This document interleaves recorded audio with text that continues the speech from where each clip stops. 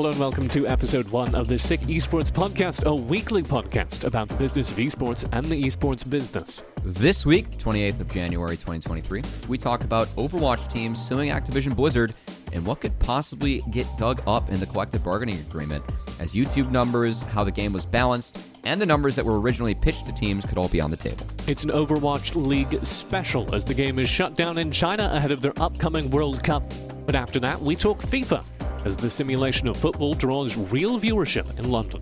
Our game of the week comes from the LCK, where we also talk about how the LCK is still the best esports league in the world, numbers-wise, and also how their product is presented.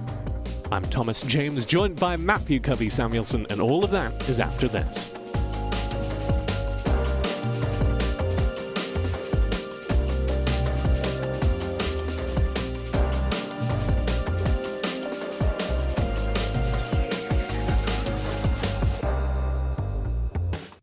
Okay, Covey, I think we get to start with the juicy stuff. We could barely contain ourselves as we were beginning to set up for today's recording.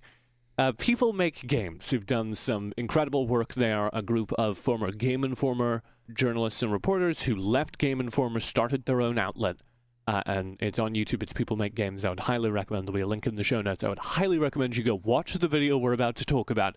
They did an in-depth deep dive on Valve Studios, and it's titled Working at Valve, A Fearless Adventure or Lord of the Flies, and it is one of the most incredible pieces of journalism they've done. You know that things are interesting when you have internal employee polling where the satisfaction rate is 3%.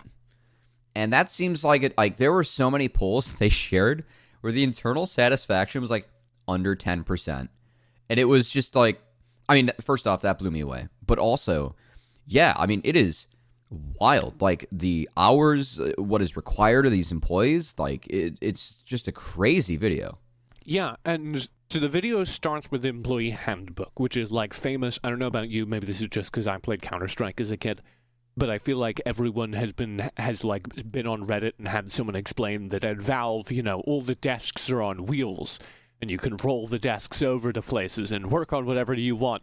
Because that's like a famous bit of Valve mythos that they put out. So the video starts there, and then they get kind of unprecedented access to this studio, the studio that makes Counter-Strike and Dota 2, both of which are huge esports games, but also the studio that makes Steam, that runs the biggest marketplace for video games. A lot of the videos based on, I think it was like 16 former employees and like in-depth interviews that they were able to pick like all this information up and kind of make what is a 45-minute piece. It's a lot of inside info, and it really lends quite the lens into what goes on behind the scenes at Valve. And it puts kind of a shader over what we were talking about last week. We were talking about how Riot are over here working really hard on PR, and it's actually doing them some harm sometimes because it sets such an impossibly high standard for communication and transparency. And Valve are over here. We painted them as almost like laconic, like Clint Eastwood. It turns out that's because inside Valve, it's basically anarchy and nobody's in charge, and nobody's quite happy with it, and it's all kind of a mess. And it is actually kind of wild, like, because you bring up our conversation with Riot, and you know how mistakes do seem like a mess because they have so much control over their IP and the esports that they have. Whereas Valve, like, a lot of it is, you know, dealing it out to third parties. So maybe it kind of helps hide what's actually going on. I'll leave it at, I cannot believe that a real company runs like that. I think the whole thing can be summed up as like this fascinating experiment in like anarcho-capitalism. And the video itself serves as a very densely detailed, richly reported explanation of every weird thing you've ever seen come out of Valve. If you've ever been playing a Valve game, or if you've ever been looking at the Valve Steam marketplace, which is, of course, the biggest marketplace for games on PC, and you've been like, that seems weird. Why do they have 3 different ways of adding people as friends? Why do they have a voice chat that nobody uses? If you've ever been using a Valve thing and been in some way confused, the video explains why that happened. So you should go watch it. It's a very good piece of reporting.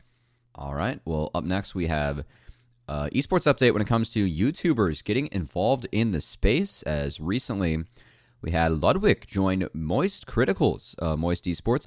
It's a video of him, Critical, throwing money into a burning trash can, which is the esports classic, I feel like. Yeah, what a way to announce that you're joining an esports org, to post a video of yourself burning money. Yeah, congrats on the money. Good stuff over there. And then former Hearthstone streamer Disguised Toast formed Disguised Esports, which actually qualified for VCT earlier this month. So more creators continue to get involved, TJ. I actually worked on a show with Moist Critical last month.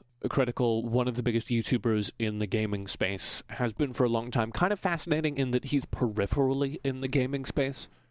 And this is true of Ludwig as well. Ludwig and Moist Critical are both huge streamers, huge YouTubers, but they are huge personalities, and I would say not huge gaming personalities. They're not like Shroud, I would say, is a great example of somebody who's very core to the esports space. Shroud is currently playing on an esports team. He's playing competitively in Valorant. He started as a competitive player. If he launched an esports team, that would make 1,000,000% sense to me. He's got a ton of money. He could probably afford it. Moist Critical and Ludwig starting esports teams is a little more peripheral. It's a little more interesting to me because their main thrust of their content is not video games.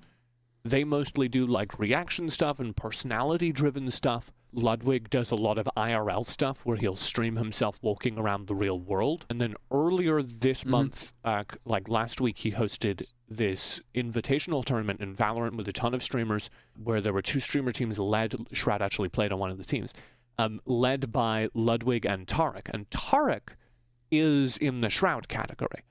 Tarek is a North American Counter-Strike player who's now playing Valorant, and he started playing Counter-Strike competitively, and his success in tournaments helped him launch a streaming career. He's like the normal esports thing. So it's fascinating to me that of the 2 of them, of Ludwig and Tarek, Ludwig is the one that is now getting in on an esports team that is hosting events. And Tarek is the one who's, I guess, happy to take Ludwig's money, as maybe he'll play for Moist Esports in the near future. Moist Esports does not currently have a Valorant team, to my knowledge.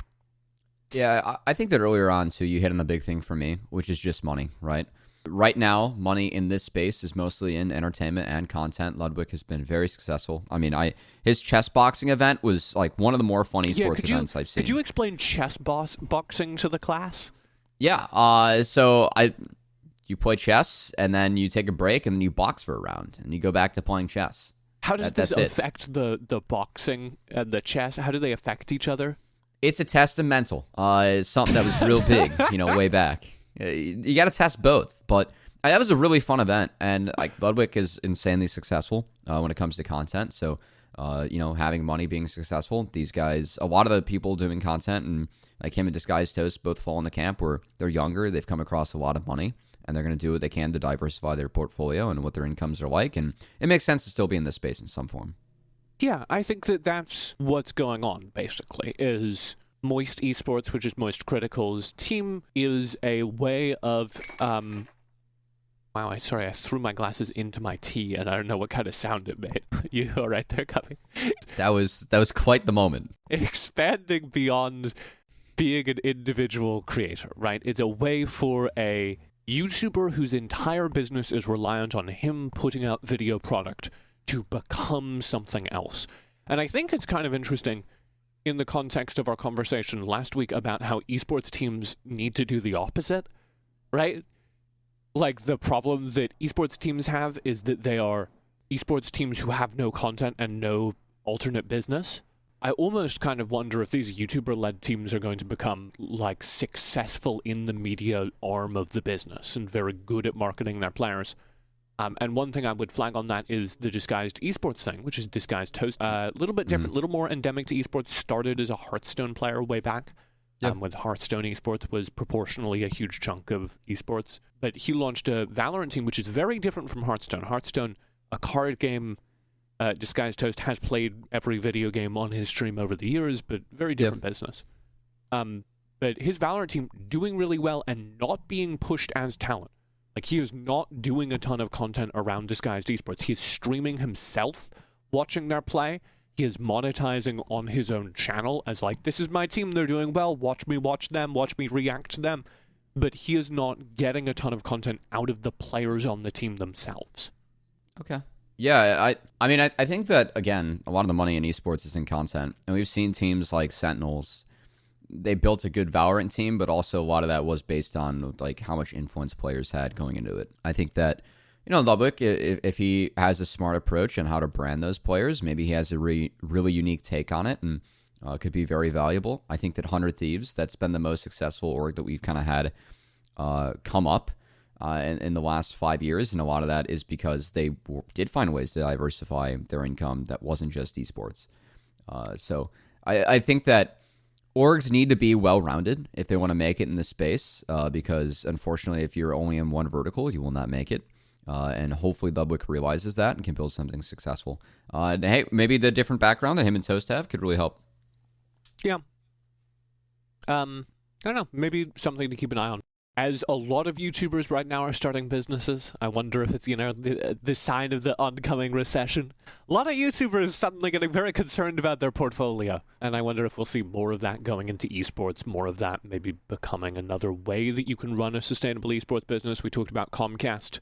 It makes sense for Comcast to own an esports team because it sells Comcast.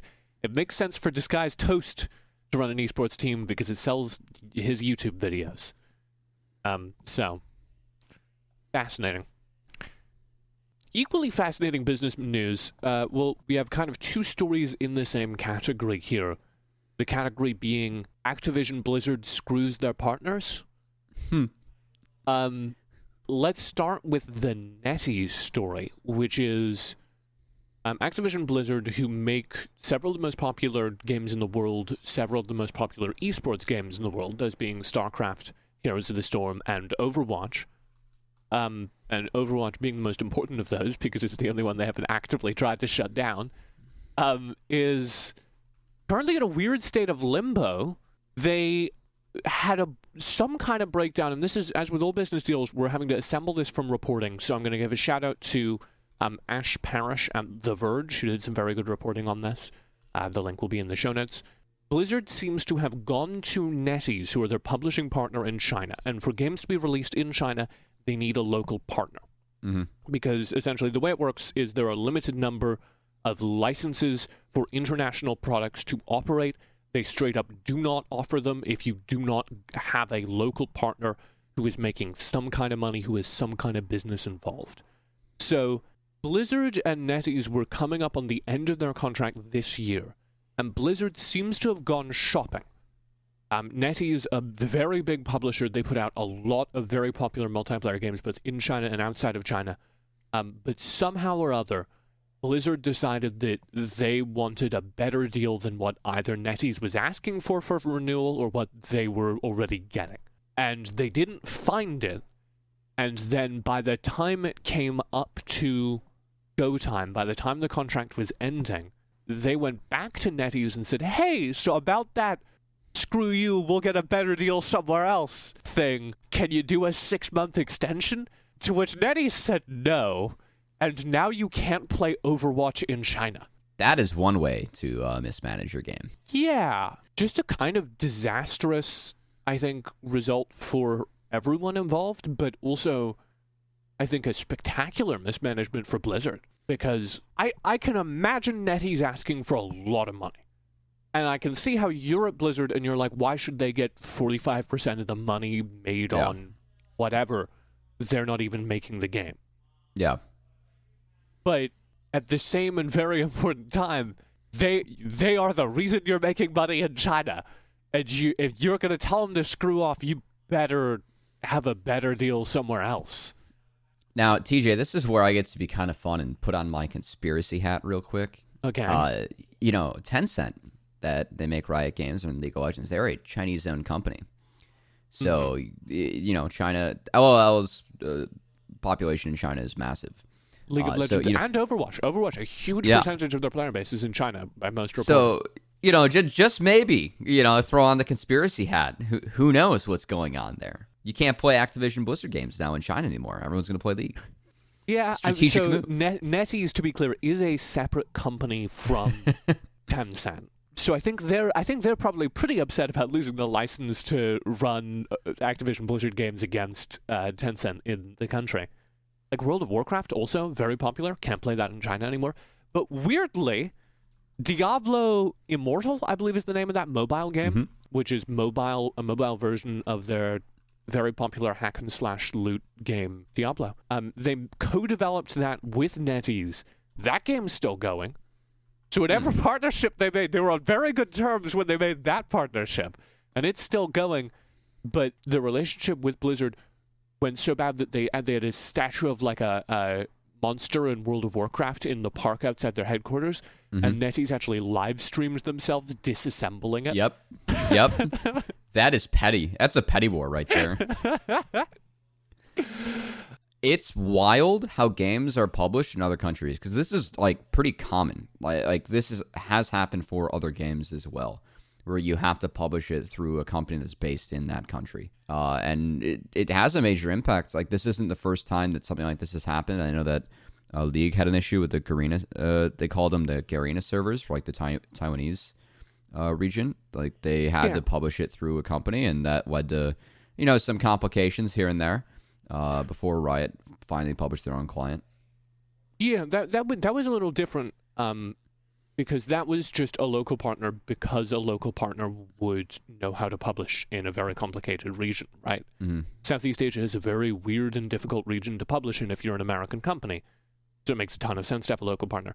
And I suspect that would be the case. Like, I suspect that in a world in which there wasn't government regulation, you would probably still want somebody who spoke Chinese running the account for the entirety of China. You would probably still want a pretty massive Chinese subsidiary publishing Blizzard games if you were Blizzard Entertainment. So you need people who are local. You need some kind of partners in a country like China in order to effectively publish games there. But Blizzard do not have it. Caught up in that, 4 Overwatch League teams, 4 of the best Overwatch League teams.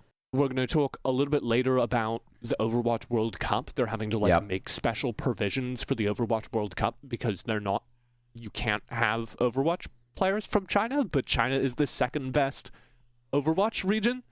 They have some of the best players in the world. So I don't know what's going on there. I mean, I don't know if the esports broadcasts are going to continue. The Overwatch League coming up soon. I don't know if they're going to broadcast the esport in the region. Presumably those are separate contracts. Just an astonishing state of affairs for Blizzard. And let me tell you, it is going to be very difficult for them to negotiate now. Yeah. If you thought you were getting a bad deal from NetEase before, when your games aren't legal in the territory and you desperately need anyone to pick them up and publish them, I don't think you have a stronger negotiating position than you did previously. And this gets interesting because the next topic is the Overwatch League teams start their collective bargaining process against the league, as reported by Jacob Wolf. And I have a feeling that, if a couple of your teams in the league just cannot play or participate anymore, that's not going to help your collective bargaining process.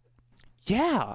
But I do wonder, this is a great write-up by Jacob Wolf, formerly Jacob Wolf of ESPN Esports, now of his own Substack, jacobwolf.report, to give the full shout-out. Also, his startup, Overcome? Got a startup Overcome, as well. I think, is right. Yeah, yes. I think it's Overcome, yeah. But it's not, I don't think they're putting out content. But yeah, he is doing a ton of cool media stuff. Podcast. It's all right. So he put out a great little bit of reporting that essentially broke the story that almost all of the Western teams, from the way the article reads, are engaged in collective bargaining against the league, against Overwatch League. And it gets into some of the financials, which I found fascinating. Every team is in debt to the Overwatch League. They had to pay an astonishing amount of money in order to get in. The viewership for Overwatch League is doing a little bit better now, but for most of last year and the year before was in like 20K. Like, not good viewership. And part of that is the YouTube contract with Activision-Blizzard is no more, so all the games are back on Twitch. Which is why the viewership's doing a little bit better. But let me tell you, the revenue's not doing a little bit better now that YouTube isn't paying the money. There's just some fascinating details from the article.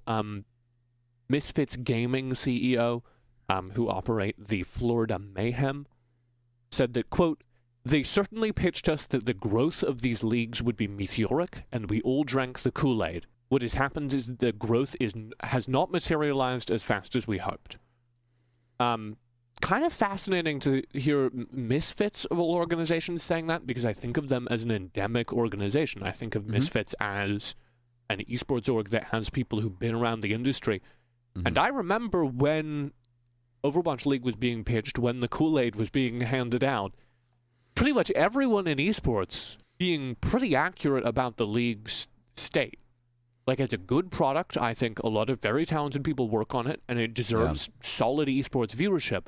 But they were not pitching solid esports viewership. They were pitching very unreasonable numbers. And to hear that the people in charge of endemic esports companies like Misfits feel swindled by that is very surprising. I'm very surprised that they feel taken in like that. I think there are a few really interesting things that could come out of this. One is that if it is a collective bargaining agreement, then each side has to come to the table, and let's say the teams they ask for the numbers that they were presented and how Blizzard got to those. I'd be really curious how they did come up with the Kool-Aid numbers.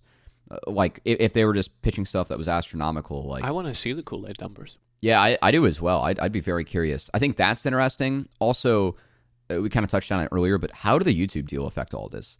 YouTube did throw an absurd amount of money at Overwatch League, but it really, Twitch still has a monopoly on the streaming space and what is live right now in esports. And as long as that's the case, it feels like you have to have your product on Twitch. And the thing that I'm the most interested about, and for me, what always actually really did kill Overwatch for me, how they balanced the game. I think this game had the potential to be so cool.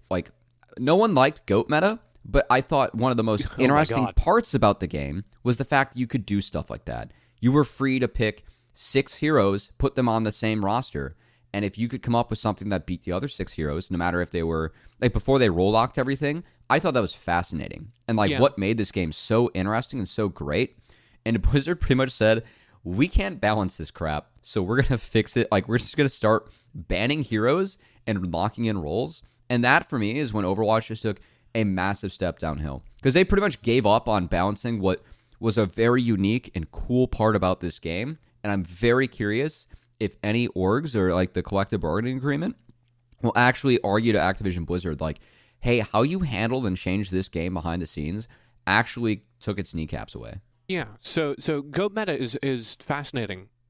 Basically, a amateur organization named the GOATs, greatest of all times, was playing in the British Regional League, and they figured out that there was nothing in the rules that said you couldn't run 6 tanks. Yeah. And they ran 6 of the very beefiest characters in the game that none of them did any damage on their own, but when they were all together, you couldn't kill them. And they would just roll over people. And what happened is everyone went, well, hang on, that's true, and started playing it. Very quickly, it became the meta for the entire league. And like you say, rather than do what Riot Games or Counter-Strike developers Valve would do to balance out a meta like that, which is tweak the numbers, make it so that eventually these characters just become less powerful and the meta shifts away from them. They essentially said, no, you can't do that. They instituted at the game level a rule that said there should be a certain number of tank players and a certain number of AD carry players. And you're not alone here, Cubby. A lot of Overwatch players really hate that. So yeah, I think it is a very interesting question. Major League Baseball doesn't have this problem, crossing my fingers as they talk about very dumb rule changes, but Major League Baseball doesn't have the problem that the nature of the game shifts year on year. Right. Yeah. I think that that those are legitimate things that I would bring to the table if I were the orgs. Because, growing up and watching Overwatch League kind of go through their motions, I really feel like those were a couple of big decisions that were made that I think really hurt the growth of the game and the potential for it as an esport. And why they had to make Overwatch 2, the Electric Boogaloo remake with one less player.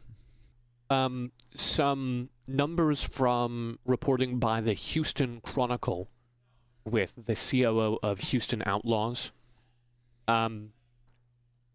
They say that the team pays players $200,000 a year in salary. So that's probably, I don't know the exact numbers Houston Outlaws has a shifting roster, so they probably have like 10 players on salary, somewhere like 8, 10, somewhere in that range. And despite that, they are earning $1.4 million in revenue and operating at a loss. And every single number in that list is fascinating to me. You've been on the coaching side. Does that line up with what you'd expect? Yeah, I think the reported average salary in LCS, the most recent one, was about $300K per player. So that was like the average. Coaches don't get paid as much too, so players always are going to cost more. This does just about add up, and I'm not as ingrained in the Overwatch League space, as that's not the game that's my job to cover, and I think it's fun to watch sometimes, but I don't know how much mileage teams get out of their content. Again, I think Overwatch League as a product, especially when it started, did a lot of really cool things in esports. I really did like the product when in the first couple of seasons. I really did enjoy it. But yeah, I'm not sure how much mileage teams are getting out of this, and obviously if you're making $1.4 million in revenue and still operating at a loss, that does suck. Is that number surprising to you? No. They made all the teams build homestands, They had all figure out their own stadium. That was part of the league. But that's hella expensive, not to mention the 30 mil buy-in. But I know a lot of teams that are not earning $1.4 million in revenue. There are a lot of esports teams that do not have that much cash going in. Yeah. So that is true. Good problem in that case. Well, apparently not. The not making money part, not great. Revenue number, great. You can work with that. So they're suing Activision-Blizzard to gain some relief from the debt that they owe Activision-Blizzard, which seems to mostly be the buy-in. It seems like the massive buy-in costs were promised over a series of years. And through various cuts, the $40 million buy-ins that we heard may have been much smaller because they've been relieved several times already, and they're suing to get most of the remainder also eliminated from the books. So kind of interesting. Overwatch League continuing to struggle. One last note on that. I remember the bidding war between YouTube and Twitch for the Overwatch League rights was kicked off by the fact that in the opening weeks of that first season, the Overwatch League was broadcasting on their own website. They bought MLG, Major League Gaming, who were a massive tournament operator and had their own website. And they said, we're going to broadcast the league on overwatchleague.com unless somebody pays up. And they were able to get pretty good viewership. So, chain of fascinating things. One, that gave them a ton of negotiating power. Two, they weren't able to drive that viewership between platforms. Like we talked about last week, they're only getting 20,000 viewers on YouTube. Sure, maybe YouTube makes discovery hard, but you would hope if you're operating a league of this scale that the number of viewers you're relying on to discover your product each week are pretty low. You should have people that are tuning in because it's the Overwatch League and they're following it. And they're not getting that anymore. They were when they were operating on overwatchleague.com. 3, nobody's paying them for ad space anymore. Is there a world in which they go back to overwatchleague.com, or do they just try to get viewership numbers by broadcasting everywhere? Good question. I think at this point, since you have the league running, and I mean, I don't see contracts like that happening. I really don't see exclusive contracts like that happening in esports. I think they're forced to stream wherever. If they have their own website, they could make more, cut out the middleman, but they still have to put it elsewhere. Twitch pays LCS. We know that. Twitch pays for League of Legends content to air on their site. Yeah, but it still airs elsewhere. Yeah, which is a good deal. Yeah, so but that came from a similar place. Is that League of Legends drove a huge percentage of the viewership over to LeagueOfLegends.com. Yeah. Right. They said you've got to watch on LeagueOfLegends.com to get these exclusive in-game rewards, and that meant that they could push it wherever they wanted to. So they kind of had a loaded gun pointed at the heads of Twitch and YouTube. Yeah, I think that still is I think Overwatch League should do that. I think that if I am a game developer, that's probably best practice for my game. In-game rewards and try and get a deal. But no deal will be as big as the original YouTube deal. That was $250 million, I think? It was massive. Yeah. So, the absolute state of Overwatch. A conversation there will continue. We'll talk about the World Cup later on. For now, though, let's take our first break, and then we can come back. We can talk about FIFA. We can talk about the Washington Post. May it rest in peace. And everything else.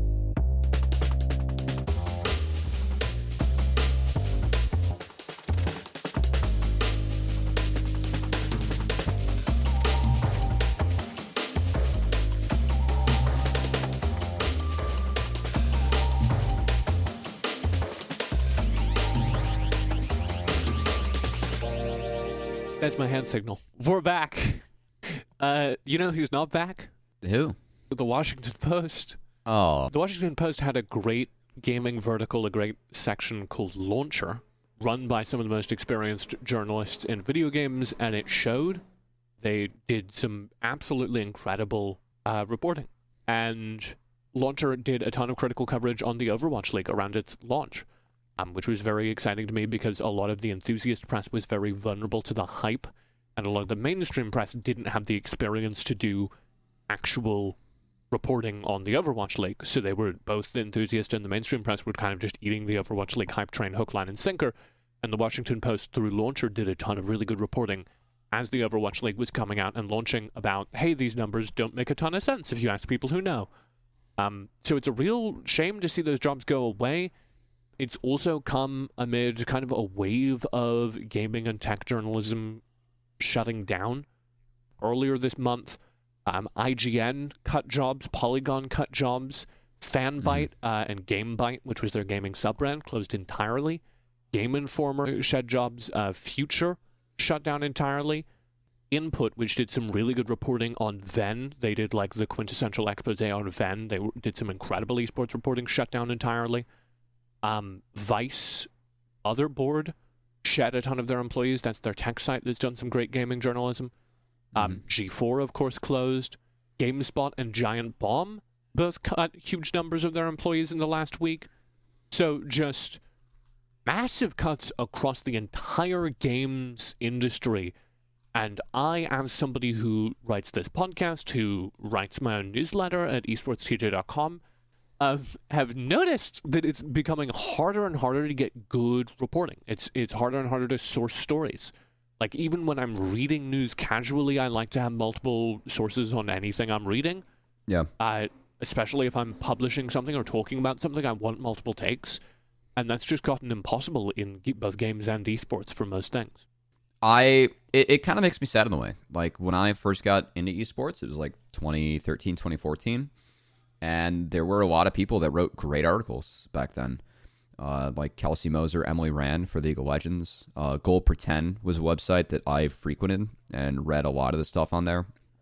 I think that part of this is that content is just changed. Everything is now like clippable. It's all about, what influencers are reacting to what clips and clipping that.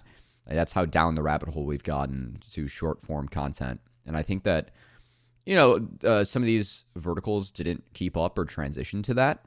Also, I think I have my own opinions on that. Like, I don't think that short form content is very healthy for young people. Like, I don't love what like TikTok's encouraging. I'm on TikTok all day. I'm a young person.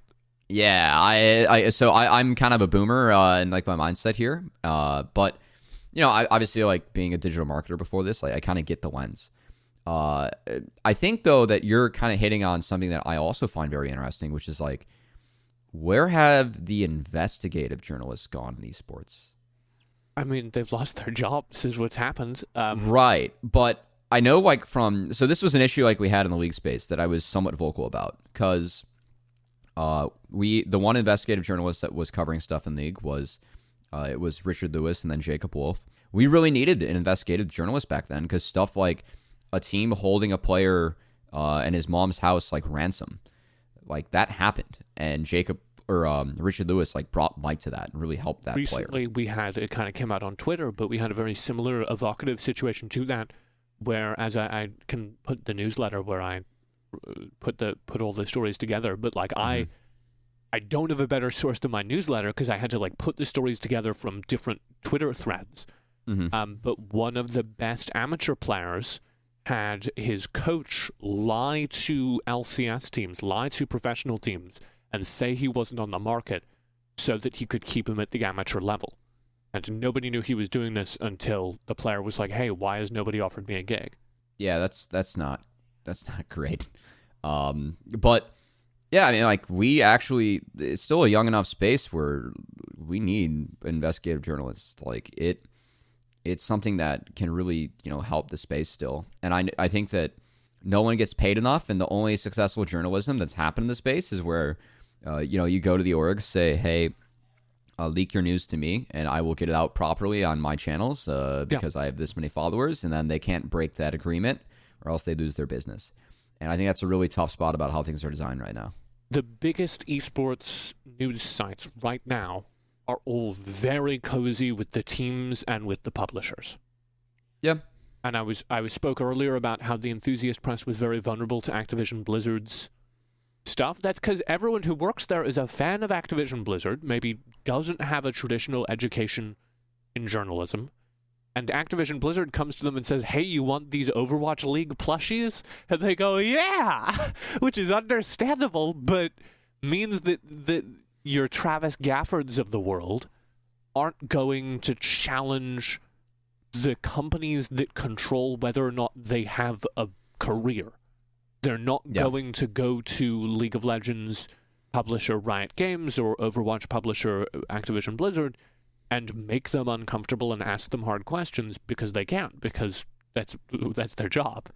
And that certainly leaves it open to abuse. Certainly makes it much easier for publishers and teams and broadcasters to give players and each other and viewers and broadcasters, in terms of actual on-camera talent, much worse deals because they don't have to fear fan backlash. They don't have to worry about the public becoming aware of stuff. Yeah. I think it's in a really tough spot right now. And I wish this is something that was different about the space, but just given how content's consumed and where things are going, that's not the case. I will argue with you here. And this was noted as well. Jason Schreier, who currently heads up the Bloomberg gaming news site. Jason Schreier, a long tenured, he was at Kotaku. He made the full journey. He was one of the best reporters at Kotaku, another site that's had job layoffs recently. He was at Kotaku. He now leads the Bloomberg team, and they do incredible reporting. And he noted all of these sites are profitable. Every single one of them that I talked about was making money. The Launcher, we don't know because it's a subdivision of the Washington Post, but Launcher, by all visible metrics, was growing. The Washington Post itself, one of the only profitable newspapers in the world. And it's not like the Washington Post is saving money. They launched a wave of layoffs, and then they launched some new verticals. They launched a health and wellness vertical and hired some opinion columnists. So it wasn't, we're shutting down because we're worried about saving money. It was, we're shifting resources away from games to something else. So I don't know. There's something going on there that isn't, I think, as simple as people aren't reading the news anymore. And I could not tell you what it is. I think it's some mix of what's happening in technology, the venture capital companies that own a lot of these sites having very misaligned expectations with journalism. I don't know what's going on. There's something broken about the way that internet media is operating, and the most internet of media is paying the price, that being games and tech reporting. I think that a lot of companies view the economy right now as an oncoming recession, and this is one of the verticals they feel like they can cut. And that's the sad reality. It'll become a little bit harder, as always, for us to source stories here, support the stuff that's still going. I think people make games who we shouted out earlier for their coverage of Valve. It's a whole bunch of people who used to work for Game Informer. They now, entirely viewer-supported, run a YouTube channel that is all incredible investigative journalism. It's really good. They did an expose earlier this year about, or earlier last year, I guess, God, time flies, about Valve's skin economy. The way that Counter-Strike and many Counter-Strike tournaments and many Counter-Strike esports teams have this weird relationship with gambling and very predatory gambling. Very good, very, very, very good journalism. So I'm glad that stuff exists. I hope it stops going away. Speaking of things that we hope doesn't go away. Yes, the Overwatch World Cup is back, baby. And yeah, well, not all of it. China can't play, but they're going to be in later, hopefully, but it's back. And honestly, it's one of the best events that I think Overwatch League has done, and it's really exciting that they're doing it again. I think of this in many ways as like a Hail Mary, you know, in the like traditional, not in the business sense of the word, in the traditional football. There's 2 seconds on the clock, the teams are suing, we can't run our products in China, we gotta throw a football as far down the field as we can and hope somebody's there to catch. I think if the Overwatch World Cup, which is the format they ran at the peak of their relevance to the internet, right before the Overwatch League launched as the test case for how successful the esport could be, that really hit with audiences, that had a ton of viewership on the Overwatch League site, that gave them negotiating power with Twitch. If they are able to recapture any of that magic, there is a future for the league. If this shows up and nobody watches, if this shows up and the viewership is lower than top-tier events in Counter-Strike and League of Legends, they will have a very tough case to make going forward. I agree, but I think that I do love this event. It's something that Riot tried to copy for League with MSI. I think they're like, let's invite one team from every region, and it was bad. But I think this format, like outside of the season, is just super fun. You really can't go wrong. As you mentioned, like when they did this, they were launching their arena as well. So like it was the arena unveil. It was the like World Cup before Overwatch League started. So you got all these players that like had won a bunch of events. Like we're gonna get picked up by the franchise teams. That arena doesn't exist anymore. I don't know if you know that. They showed that arena. Yeah, but it was really cool. And they had like the LoL Park design where the players sat in a circle in the middle, which I just love. But yeah, I hope that for Overwatch, this does really well. And also, I will probably tune in because this is very fun. I'm gonna keep an eye on it. I'm gonna definitely look at what the numbers are. We can talk about that. I think we get end of month numbers from esports charts next week. Yeah. So we should go through and just look at what makes the biggest dent, and I believe next month we will have the launch of the Overwatch World Cup, and we kind of compare numbers. Because I do really believe that it's a Hail Mary. I do really believe that if this shows up and it gets, middling viewership on Twitch, then it becomes very difficult to justify to teams why they're paying more than any other esports teams are for participation in a league that cannot draw Tier 1 viewership to their Tier 1 flagship products. And it becomes very difficult to justify to players why they should continue to play in that game when its viewership is obviously declining. And it becomes even more difficult to negotiate with potential broadcast partners, because if you're hoping for another stimulus check from YouTube, if you're hoping for an injection of cash from Twitch, you've got to demonstrate that you can pull viewership on either of those platforms. Yeah, agree. So, Overwatch World Cup coming up soon. China, as you said, can't run local qualifiers because the game is not running in China. So the Chinese team, which finished second last year, in some form, or last time they ran it, which was 2019, in some form, will be direct invited to the group stage. So something will happen there. Speaking of numbers, that's my segue. I was looking at the esports viewership numbers for this month, kind of getting a preview of that. And one of the things I like about that is I'll spot names that I don't expect. Right now, the most viewed esports league in the world by a significant margin is the LCK. We'll talk about that. That's our match of the week is from the LCK, so we'll get into that at the very end. But pretty high up the charts, the FIFA EA Sports Cup, which set a kind of new bar for sim sports viewership. Very fancy studio setup running out of London. Averaged 62,000 concurrent viewers at a 120,000 concurrent viewer peak over the course of the entire event. Not bad numbers for a regional qualifier for the World Final, which is what this is, and a sport that isn't traditionally considered an esport. So I guess it's esport or not esport time again. Cubby, we did it with Marvel Snap last time. FIFA, the sim sport, the football game? Really? All right. So sports games they have a ceiling for how far they can go as esports, because I feel like there are still so many people that are just going to be like, why am I watching people play, football or soccer versus, I can just watch the sport. We'll have a ceiling. With that said, these games have massive player bases. And as these games have somewhat evolved, something they've actually really done for their esport is they have the ultimate teams. So people like have to pretty much pay money and grind to get the best ultimate teams to then compete on the ladder. This is the most successful game mode where they've successfully made every soccer player in the world a microtransaction that you can unlock in a loot box. Yes, and they're like a tier different 3 Ronaldo tiers. in a loot box. Yeah, they're like also like different years you can get. Like you can be playing with like, Messi from like 2010. Like that could be someone. 2011 Messi, way better.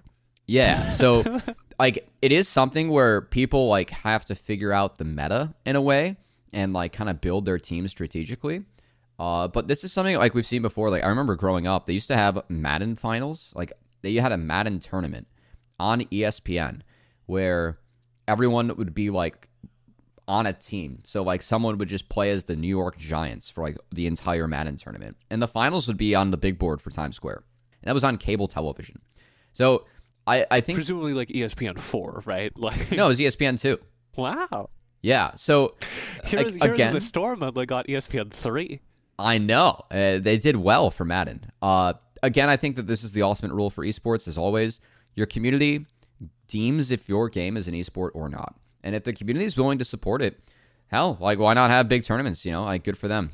More power to them. I think it's capped. I don't think that it can ever compete with like the esports that we have, but it doesn't mean it can't get views and make money and, you know, make a livelihood for some of these players. I hear you. Mm-hmm. But, like, I hear you. FIFA is one of the most popular games in the world. Mm-hmm. It'll soon be called EA Soccer Game or something like dumb like that because they're losing the FIFA license, so we'll see what that affects. But it is one of the most popular games in the world, and there is certainly skill in it. But I, an esports viewer, an avid esports fan, tuned into that broadcast, and I heard the commentators commentating the game like it was a real soccer game. Like they were calling out the names of the soccer players, not of the FIFA players. So it's a 3v3 game in actuality, and there are 3 players on each team who are controlling a full squad of actual real-life soccer players. And rather than calling player name in the real world is controlling this player and he's passing it down the field and he's going to pass it to the other player on his team who's controlling this player, rather than like calling the game as it's happening at the real world level, they were calling it like it was a real soccer match. And they were like, oh, Ronaldo breaks down the field and he's driving it forward for a shot on the goal. And I'm like, no, he's not. That's not Ronaldo. That's a digital representation of Ronaldo being controlled by somebody. If I wanted to watch Ronaldo play, I could do a lot better than this. Yeah. I think, I mean, that's an easy change to the broadcast, though. There is a barrier, like there is a ceiling, but I don't play FIFA. Like if you play the game, like you know the grind to get the ultimate team, you get drops from watching as well. You can support it in the game client. You could get a lot of people to tune in. I mean, they did. They drove some viewership. Yep. They have more viewership than the Overwatch League last season in average CCV. So there you go. Yeah, the power of Twitch. All right. They were actually mostly on YouTube for what it's worth. Oh, not bad. Yeah. All right, one more topic. It is the game of the week, TJ. From a league this week that I love, had the privilege of appearing on this last summer. It would be the LCK. And we're trying to pick games of the week where no matter what esport you know or follow, because you probably don't follow all of them, this is just a game that we feel like you can enjoy as a casual fan. And this game was freaking wild, as it was Liiv Sandbox versus KT. In the Korean League of Legends League. So yes. This is the most popular League of Legends league in the world. In Korea, it's been called a national sport. I think that's a fair, like a lot of times people are like, yeah, Call of Duty is a national sport in America. No, it's not. In Korea, it has aired on traditional television. I don't know if it still does, but it is a broadcast product that people around the country tune into. So it's incredibly popular locally. The international broadcast is very good. The games are very good. They've produced a ton of world champions. Mm-hmm. And this game was nuts. I'll let you get into it a bit. I think this is like the way that I phrase it is that historically this has been the most competitive league in the world, given the 10 teams and the quality of the 10 teams that compete in it. Yeah. But this game, honestly, it was kind of sad, but also just very funny. As really the highlights to this game were that 3 times in a row, Willer, the jungler for Liiv Sandbox, he stole the major objective from KT. And if you're a KT fan, there's just this running joke in the LCK where it is like, don't have too much faith in KT because they will hurt you. The Razor Cakes, it's something like from NFL sports teams. It's like the start of every season, someone gives you a cake and you know there's razors in it, but you still like want the cake because like you believe in your team, you believe that it's going to be good. That is KT because you always get hit by the razor in the end.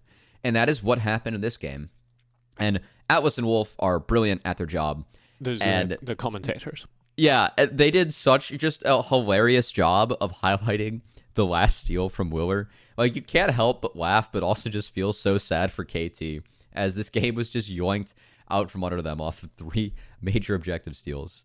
Yeah, let's play the third clip. So, to give you some context for anyone listening at home, the way League of Legends works is these giant monsters spawn on the map, and whichever team kills the monster gets huge reward in terms of actual gameplay, right? It makes it much easier to win the game and kill the other team. So there's a fight that happens between the 2 teams around the monster.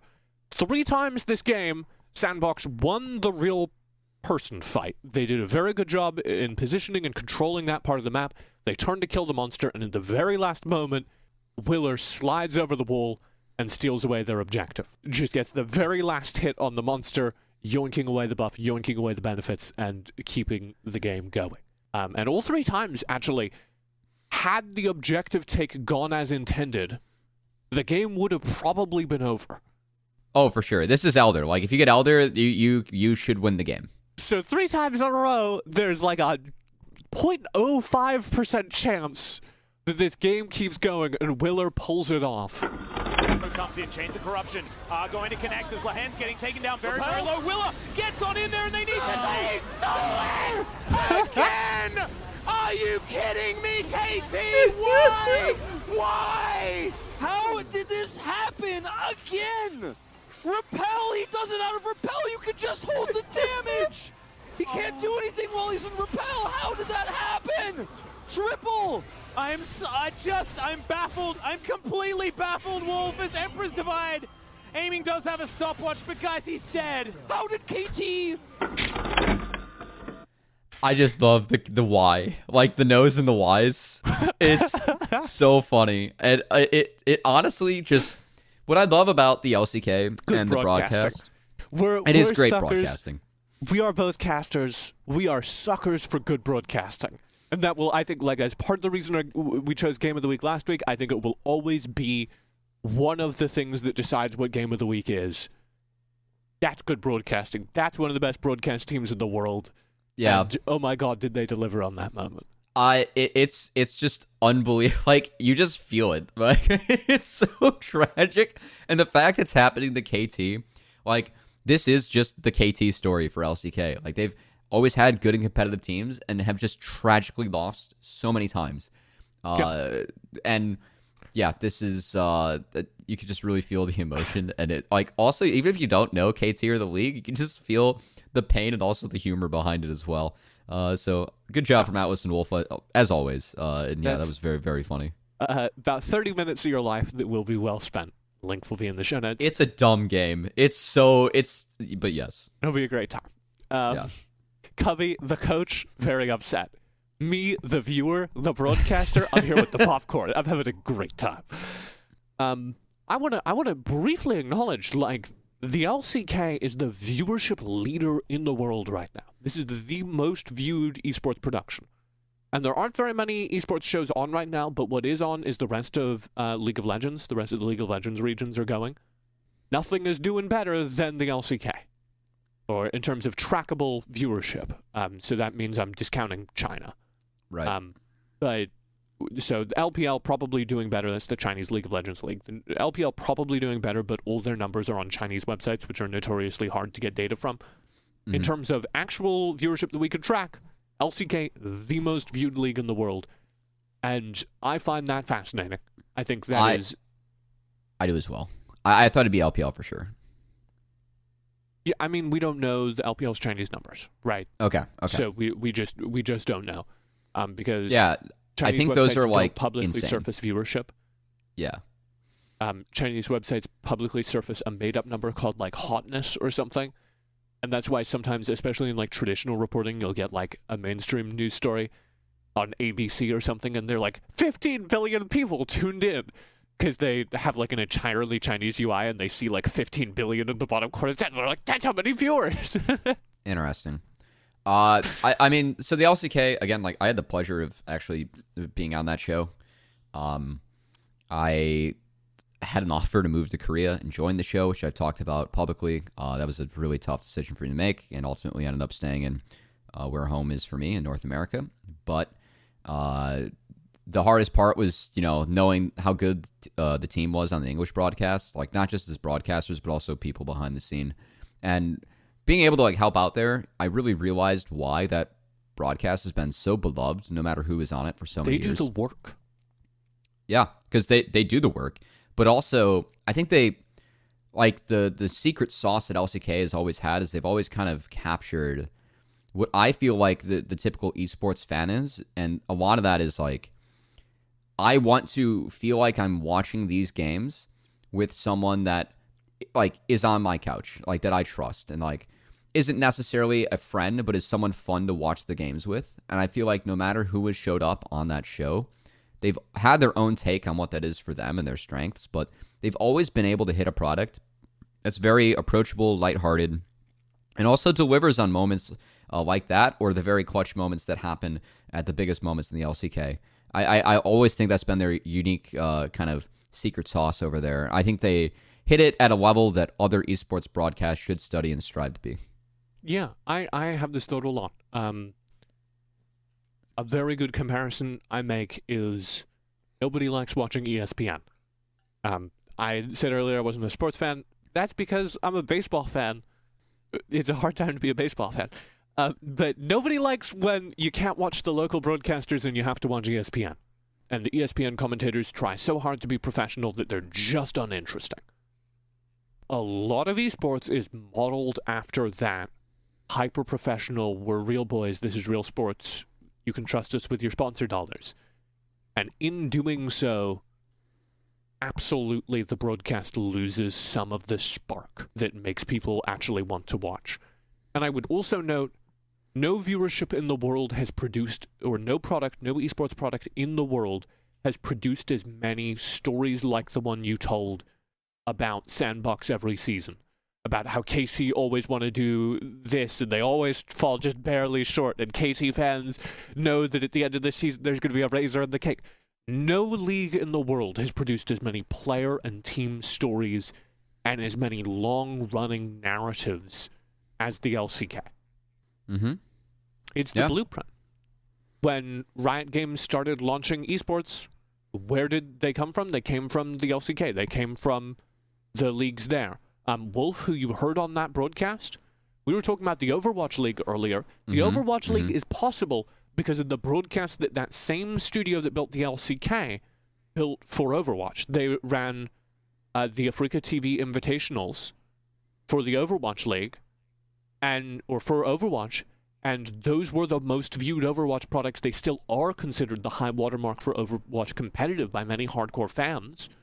All of the best players in the league come from that Overwatch tournament.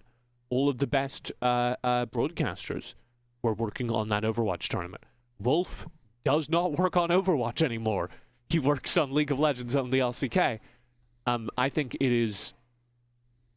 everyone in the West should maybe stop trying to copy each other and start trying to copy the LCK, because it is obvious that that league is doing something right. That league is driving the way that our products can look. Yeah, I agree. I think they have the secret sauce just figured out, and it's a wonderful broadcast to tune into consistently. Yeah. One final note, if we have extra time to kill, like every broadcast in the world looks like that now.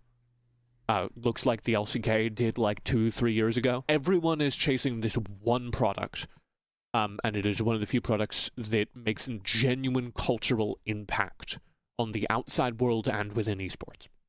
I mean, I think that's like what esports is missing, right? Like that cultural impact. Yeah. And I think that part of it, like you mentioned, cable television, like in Korea, like esports have been on cable TV since StarCraft back in the 90s in South Korea.